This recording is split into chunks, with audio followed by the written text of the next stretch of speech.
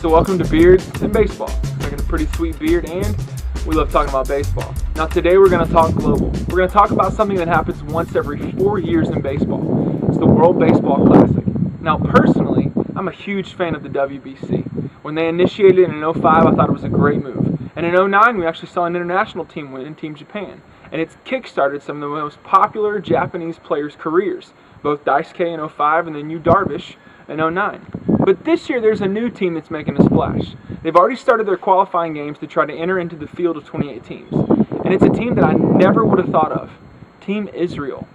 That Israel is stockpiling their roster with minor league players.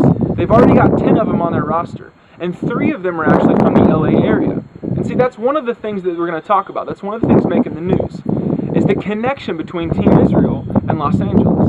And then on the Dodgers, you can see my shirt right here.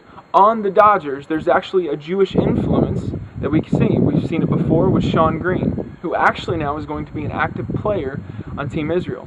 And so it's not just Shawn Green, it's not just the Dodgers. That Team Israel is actually going after major leaguers as a whole. Brad Ausmus, the ex-Astros catcher, is going to be their manager. And here's the thing that catches me. This is the most interesting part to me. That in order to actually be eligible to play on Team Israel, all you have to have is one grandparent of Jewish descent. That if you have that, you are then eligible to be on the team. And so Team Israel, according to the articles, is going after players like Kevin Youkilis and even the NL MVP Ryan Braun. Now let's just think about this. What if Ryan Braun turned down Team America to play for Team Israel? What if they had 10 minor league players and Ryan Braun?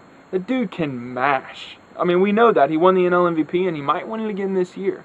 And so it's an interesting thing to see the way that Israel is rising up in the ranks, both in terms of news, but potentially in terms of competition.